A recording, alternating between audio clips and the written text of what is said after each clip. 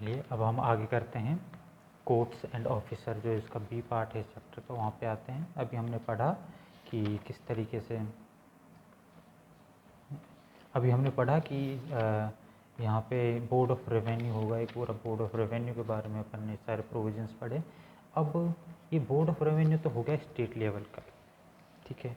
अब एक मैं आपको एक जनरल इंट्रोडक्शन देता हूँ।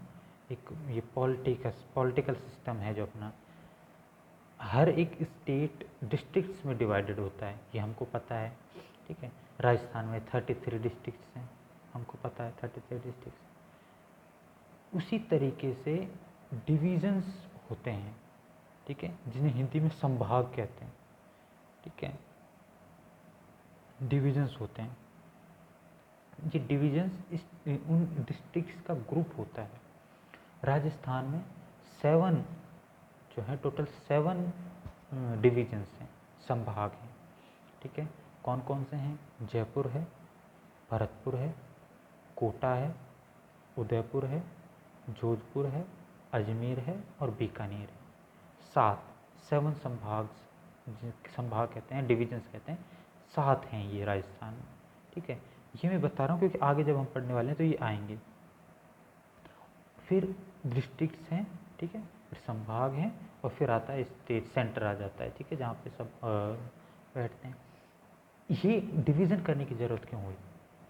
किसी स्टेट को डिस्ट्रिक्ट में बांटने की क्या ज़रूरत हुई, या फिर डिविजन्स में बांटने की क्या ज़रूरत हुई? ये एक क्वेश्चन है जिसको हम समझना चाहिए कि ये जो डिस्ट्रिक्ट हुए हैं ना, कि जयपुर एक डिस्ट्रिक्ट है, अलवर एक डिस्ट्रिक्ट है ना, अजमेर है, जे गंगानगर है, हनुमानगढ़ है, बीकानेर, ये क्यों हैं?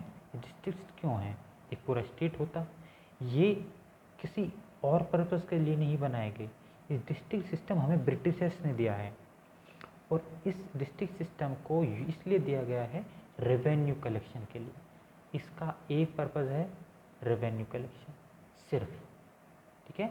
रेवेन्यू कलेक्शन के लिए ये डिस्ट्रिक्ट सिस्टम बनाया गया है, ताकि एक रेवेन्यू ऑफिसर प्रॉपर अपॉइंट हो सके और एक अच्छे से मैनेज हो सके, ज़्यादा से ज़्यादा हम रेवेन्यू कलेक्ट कर सकें, है ना। अगर हम सीमाओं में बांट देंगे तो तय हो जाएगा कि ये किसको रेवेन्यू देगा, इस पर रेवेन्यू कलेक्ट करने वाला कौन ऑफिसर होगा। अगर सीमा नहीं होगी तो इतने बड़े एरिया पे कौन जा के मांगेगा। अगर पूरा राजस्थान होता तो बच निकलते आधे से। तो और डिस्ट्रिक्ट वाइज हो गया तो हर डिस्ट्रिक्ट में ऑफिसर्स हो गए और वो जा के रेवेन्यू ले आते थे ब्रिटिश टाइम में। और उस सिस्टम को हमने आगे कर दिया जब इंडिया इंडिपेंडेंट हो गया, तो अभी भी वही प्रिवेल कर रहा है, जिसे हम कहते हैं डिस्ट्रिक्ट सिस्टम, ठीक है। तो डिस्ट्रिक्ट सिस्टम है और उसके बाद डिविजन्स हैं। ये बात आपको आराम से समझ में आनी चाहिए। तो अब आते हैं हम यहाँ रेवेन्यू कोड और ऑफिसर्स पे। अब टेरिटोरियल डिवीज़न क्या होगा? टेरिटोरियल डिवीज़न सेक्शन 15 में जो है उसमें बताते हैं कि जो स्टेट है, पूरा जो स्टेट है वो कंसिस्ट करेगा as many divisions and districts as the state government में डीम्स फिट। जितना स्टेट गवर्नमेंट डीम फिट करे उतने डिविजन्स और उतने डिस्ट्रिक्ट होंगे। तो हमारे 7 डिविजन्स हैं राजस्थान में, 33 डिस्ट्रिक्ट्स हैं, सब जगह अलग अलग हैं। यूपी में 80 हैं, 80 अबाउट डिस्ट्रिक्ट्स हैं, एमपी में 40 अराउंड्स हैं। तो हर स्टेट में अलग अलग नंबर्स हैं, और उनके अगर वहाँ पे उनका ये डिवीज़न सिस्टम हो ना हो कोई ज़रूरी नहीं है। ये हमारा स्टेट का सिस्टम है, डिवीज़न सिस्टम रेवेन्यू के लिए। हो सकता है वहाँ पे भी हो, हमारे यहाँ तो है, ठीक है। इसके बाद स्टेट गवर्नमेंट जो है डिस्ट्रिक्ट को सब डिविजन्स में, ठीक है, सब डिविजन्स में उसको कह रहेगी, उस सब डिविजन्स को क्या कहा जाएगा? तहसील, ठीक है, सब डिविजन्स में होंगे। जो आपने सुना होगा एसडीएम साहब आ रहे हैं, एसडीएम साहब आ रहे हैं, एसडीएम की फुल फॉर्म क्या होगी?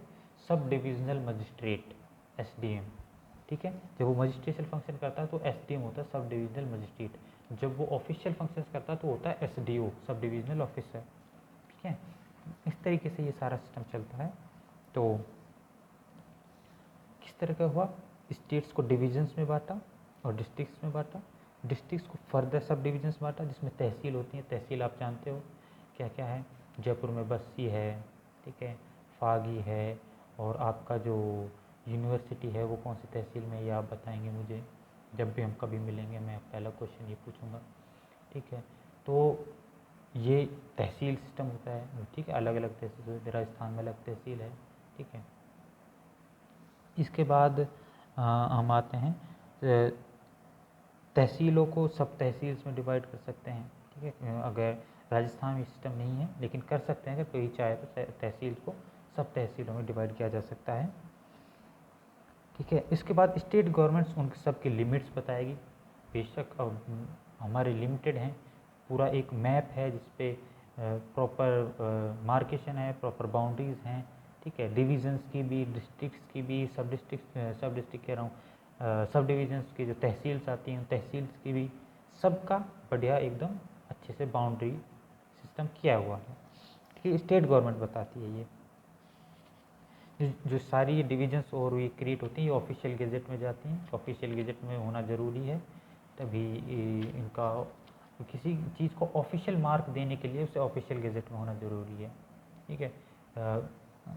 किसी पोस्ट को, किसी जगह को, ठीक है, किसी इंस्ट्रूमेंट को, किसी एक्ट को अगर उन्हें गवर्नमेंट का दर्जा दिलवाना, सरकारी का दर्जा दिलवाना, तो उसका ऑफिशियल गेजेट में निकलना एक बार ज़रूरी हो जाता है, ठीक है। इसके बाद इसमें और कोई इतना पॉइंट नहीं है, और इसमें जो सेक्शन 16 कहता है वो ये कहता है कि स्टेट गवर्नमेंट ऑफिशियल गजट में ही नोटिफाई करके नई डिविजन्स, डिस्ट्रिक्ट्स और ये सब डिविजन्स, तहसील, विलेजेस ये क्रिएट भी कर सकती है, और जो पुराने वाले हैं उनको अबॉलिश भी कर सकती है, उनकी बाउंड्रीज़ को भी घटा बढ़ा सकती है, सब कर सकती है। और ये होता भी आया है। अभी हमारा जो सबसे नया ज़िला, ये भी मैं आपसे अगर मैं होता वहाँ पे तो पूछता, लेकिन अभी मैं बता देता हूँ, राजस्थान का सबसे नया ज़िला प्रतापगढ़ है, ठीक है, जो 2008 में बना था प्रतापगढ़। तो वो नया डिस्ट्रिक्ट बना है। अब नए नए तहसील बनते रहते हैं, मुझे मेरे डिस्ट्रिक्ट का पता है, 2 नई तहसील इसी जो अभी क्या कहते हैं विधानसभा में बजट पेश किया मुख्यमंत्री जी ने, अशोक गहलोत जी ने, उसमें 2 नई तहसीलें राजस्थान में क्रिएट की हैं, अलवर में क्रिएट की हैं। मेरा जो होम डिस्ट्रिक्ट है अलवर, उसमें 2 नई तहसीलें क्रिएट की हैं। तो इस तरीके से नए डिस्ट्रिक्ट्स भी क्रिएट किए जा सकते हैं, नई तहसीलें भी क्रिएट की जा सकती हैं, और पुरानी वाली अबॉलिश भी की जा सकती हैं, और जो बाउंड्रीज़ हैं उनको भी अल्टर किया जा सकता है, ठीक है। तो ये हो गया है टेरिटोरियल डिवीज़न। चैप्टर 3 का पार्ट ए जो है टेरिटोरियल डिवीज़न, वो इस जो बताता है वो ये बताता है, ये प्रॉपर वे है। बी पॉइंट कहता है कोर्ट्स एंड ऑफिसर्स। अब मैं आपको एक सिस्टम बता देता हूँ दोबारा इसे समझने के लिए। डिवीज़न जो लेवल है, जिसे मैंने संभाग कहा था, संभाग का जो सबसे बड़ा ऑफिसर होता है वो होता है डिविजनल कमिश्नर, हिंदी में कहते हैं संभागीय आयुक्त। संभागीय आयुक्त। डिस्ट्रिक्ट में सबसे बड़ा जो ऑफिसर होता है वो होता है कलेक्टर, जिसे हिंदी में कहते हैं कलेक्टर, ठीक है। अब चलते हैं आगे, ये समझ के रखनी है, ये समझने वाली बात है, इसके आगे हम चलते हैं। अब सेक्शन 17 जो है, जो सेक्शन 17 है वो कमिश्नर और एडिशनल कमिश्नर की बात कराता है। कहता है कि स्टेट गवर्नमेंट हर डिवीज़न में एक कमिश्नर, ठीक है, और जितने चाहे उतने एडिशनल कमिश्नर अपॉइंट कर सकती है, ठीक है। तो डिविजनल कमिश्नर होंगे और एडिशनल डिविजनल कमिश्नर बहुत सीनियर IAS ऑफिसर्स होते हैं, ठीक है, चाहे वो IRS से प्रमोटेड हों या वो डायरेक्ट IAS के पोस्ट हो, ये सीनियर IAS ऑफिसर्स जो होते हैं वो डिविजनल कमिश्नर बनते हैं, क्योंकि उन पर 4-5 डिस्ट्रिक्ट का ग्रुप होता है, ठीक है, उन सब का मैनेज करते हैं वो, तो उनका एक बड़ा ऑफिसर होना तो बहुत ज़रूरी हो जाता है। 18th सेक्शन 18 कहता है स्टेट गवर्नमेंट जो है स्टेट सेटलमेंट कमिश्नर और एडिशनल सेटलमेंट कमिश्नर भी अपॉइंट कर सकती है, पूरे स्टेट के लिए है, पूरे स्टेट पे नियुक्त होंगे। अब इन सेटलमेंट्स का क्या होगा, ये जो मैनेजमेंट है, लैंड मैनेजमेंट, वो देखते हैं। इनका कलेक्शन से रिलेटेड कोई मामला नहीं है, रेवेन्यू कलेक्शन से इनका रिलेशन नहीं है। इसके बाद डायरेक्टर्स एंड एडिशनल डायरेक्टर्स, ठीक है। अब आप देख रहे हैं कमिश्नर्स जो हैं, सॉरी थोड़ा प्रॉब्लम हो गई थी। तो सेक्शन 17 जो है वो कमिश्नर और एडिशनल कमिश्नर से रिलेटेड बात कर रहा है, ठीक है, जो डिविजनल लेवल पे, डिवीज़न 4-5 जिलों का ग्रुप जो है, ठीक है। संभाग, हिंदी में अगर मैं बोलूँ ना तो आपको प्रॉपर दिमाग में फीड होता रहेगा। इंग्लिश में आप डिवीज़न का कई मीनिंग निकल आते हैं, ठीक है। अगर मैं डिवीज़न बोलता रहूँ तो डिवीज़न का फिर आप में हो सकता है भाग ही दे दो, डिवीज़न 7 डिवाइडेड बाय फलाना ठिकाना। तो डिवीज़न संभाग जो है उस पे होंगे कमिश्नर और एडिशनल कमिश्नर, संभागीय आयुक्त कमिश्नर और एडिशनल कमिश्नर जितने भी होना चाहें स्टेट गवर्नमेंट चाहे उतने अपॉइंट कर सकती है। सेटलमेंट कमिश्नर और एडिशनल सेटलमेंट कमिश्नर ये होंगे स्टेट लेवल पे, ठीक है। स्टेट में होंगे, इनके ज़्यादा काम नहीं है, तो 1-2 ही बहुत है। सेक्शन 19 में है director and additional director for land records. अब लैंड रिकॉर्ड्स के लिए भी ये भी जो होंगे ये भी स्टेट लेवल, पूरे स्टेट के लिए होंगे, होल ऑफ स्टेट, ठीक है। क्योंकि जो उनके लिए भी छोटे छोटे, अगर अपन इतने सारे ऑफिसर्स अपॉइंट करने लगे तो स्टेट का बजट जो है ख़त्म हो जाएगा। उनके पास तनख्वाह देने के वैसे ही पैसे नहीं रहते स्टेट्स के पास, टीचर बेचारे भूखे मरते हैं। तो ये जो है director additional director land records का मामला है, ठीक है। ये क्या करते हैं, ये जो भी लैंड से रिलेटेड रिकॉर्ड्स होते हैं, जो पटवारी वाला सिस्टम जो चल रहा होता है, वो सारा पूरा स्टेट का वहाँ पे उनके पास रिकॉर्ड होता है, ठीक है। डायरेक्टर और एडिशनल डायरेक्टर जो होते हैं ये है।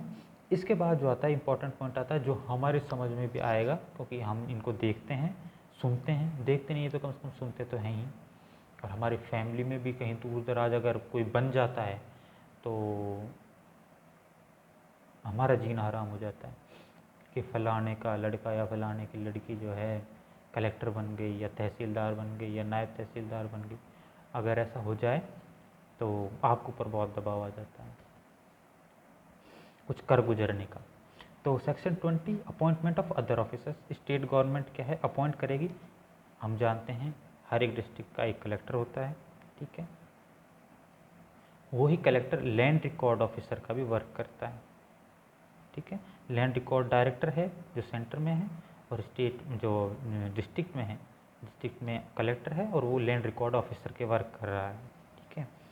फिर तहसील, एक तहसील के लिए एक तहसीलदार होगा, ठीक है। एडिशनल, और इसमें कहता है कि और इसके साथ साथ क्या कौन से, ये तो इम्पोर्टेंट है, डिस्ट्रिक्ट के लिए कलेक्टर, तहसील के लिए तहसीलदार। और किस किस की अपॉइंटमेंट कर सकते हैं, एक एडिशनल लैंड रिकॉर्ड ऑफिसर हो सकता है डिस्ट्रिक्ट के लिए, एक सेटलमेंट ऑफिसर हो सकता है डिस्ट्रिक्ट के लिए। ये रिलेशन में आ रहे हैं, हम पढ़ चुके हैं। सेटलमेंट कमिश्नर स्टेट में है तो एक सेटलमेंट ऑफिसर डिस्ट्रिक्ट में होगा ही होगा, ठीक है। और सिर्फ एक डिविजनल कमिश्नर बीच में आ रहा है, ठीक है, ठीक। डिविजनल कमिश्नर एक बीच में आ रहा है, बाकी नहीं तो स्टेट चल रहा है, डिस्ट्रिक्ट चल रहा है, स्टेट डिस्ट्रिक्ट। उसमें हमने देखा लैंड रिकॉर्ड्स में भी लैंड रिकॉर्ड ऑफिसर कलेक्टर को ही बना रहे हैं, ठीक है। सेटलमेंट ऑफिसर एक अलग अपॉइंट कर रहे हैं, ठीक है। असिस्टेंट कलेक्टर होते हैं, आपने सुना होगा, एडीएम तो सुने ही होंगे, एडीएम सिटी, ठीक है। और वो assistant district magistrate, additional district magistrate बोलते हैं उनको, एडीएम, ठीक है। तो वो जो एडीएम होते हैं वो ही असिस्टेंट कलेक्टर्स भी होते हैं, ठीक है। फिर तहसीलदार, तहसीलों में नायब तहसीलदार भी होते हैं। जब आरएस बनता ही बनता है पर्सन, अगर उसको तहसीलदार कैडर मिला होता है तो उसकी पहली जो अपॉइंटमेंट होती है वो नायब तहसीलदार की होती है, ठीक है। तो आरएस बनने के बाद पहली अपॉइंटमेंट नायब तहसीलदार की होती है। वो तो हम लॉ कर लेते हैं तो हम जुडिशियल सर्विसेज की तरफ चले जाते हैं, तो हम इन पर ज़्यादा ध्यान नहीं देते कि कौन कैसे अपॉइंट होता है, ताकि ये भी जानने की चीज़ें हैं। असिस्टेंट कलेक्टर बता दिया, ठीक है। ये असिस्टेंट कलेक्टर जो है इसको एक या जो सब डिविजन्स होती हैं, जो तहसील होती हैं, उनका इंचार्ज किया जाता है। तहसीलदार को तहसीलों का इंचार्ज दिया जाता है, ठीक है। एक से ज़्यादा तहसील का भी इंचार्ज दे सकते हैं, ठीक है। एडिशनल कलेक्टर जो है एक से ज़्यादा डिस्ट्रिक्ट में हो सकता है, जैसे वो अलवर का भी एडिशनल कलेक्टर हो, जयपुर का भी एडिशनल कलेक्टर हो, ठीक है। 2 डिस्ट्रिक्ट का एडिशनल कलेक्टर हो सकता है। अब आप कह रहे हो कि इतनी सारी बातें याद कैसे रहेंगी, तो आपने सीआरपीसी में भी तो याद किया था, पर सीआरपीसी का ज़रूरी था तो याद करना बनता भी था। उसमें जो पूरा कोर्ट्स का सिस्टम है, जिसमें जजों का सिस्टम है, कहाँ पे कौन होता है, वो सेम सिस्टम है, बस नाम चेंज है, नाम तहसीलदार कलेक्टर है। आपको तो इतना बड़ा बड़ा सा याद रखना है कि डिवीज़न पे कौन सा ऑफिसर होता है, स्टेट पे कौन सा ऑफिसर होता है, डिस्ट्रिक्ट में कौन सा ऑफिसर होता है, बस ये। और क्वेश्चन जो अगर मैं जैसे पेपर बनाने लगूँ तो जैसे मैं क्वेश्चन रखूँ कि define the workings of collector, define appointment and workings of collector, तो आपको बताना है कलेक्टर कौन होता है, कौन अपॉइंट करता है, कहाँ पे होता है, ठीक है, ये सब चीज़ें। इस तरीके से सवाल मैं तो खास तौर पर नहीं पूछूंगा कि अदर ऑफिसर्स के बारे में बताइए, नहीं, मैं इतना पूछ सकता हूँ हु इज़ तहसीलदार। अब आप मुझे ये बता देंगे, आप मुझे समझा दें बस, मतलब मुझे तो प्रॉपर डेफिनेशन भी नहीं चाहिए आपकी तहसीलदार की कोई, या मुझे ये भी नहीं चाहिए जो एक्ट में लिख रहा है, बस मुझे आप ये समझा दें कि तहसीलदार होता कौन है। अगर आप मुझे ये इस तरीके से भी समझा देंगे ना कि आरएस का पेपर होता है, उससे तहसीलदार बनते हैं, तहसीलदार बनने के बाद बहुत सारे घूस लेनी पड़ती है, तब जाके किसी को काम करना पड़ता है, इस तरीके से भी समझा देंगे तो भी मैं आपको 0 नंबर दे दूंगा। अच्छे से समझाना है जो तहसीलदार की डेफिनेशन है प्रॉपर, है ना।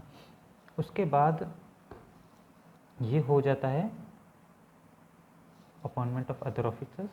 इसके बाद एक रेवेन्यू अपीलेट अथॉरिटी बनाई जाएगी, स्टेट गवर्नमेंट एक रेवेन्यू अपीलेट अथॉरिटी, ये सारी अथॉरिटीज़ क्रिएट हो रही हैं यहाँ पे अभी, कोर्ट्स और ऑफिसर्स जो है बन रही हैं।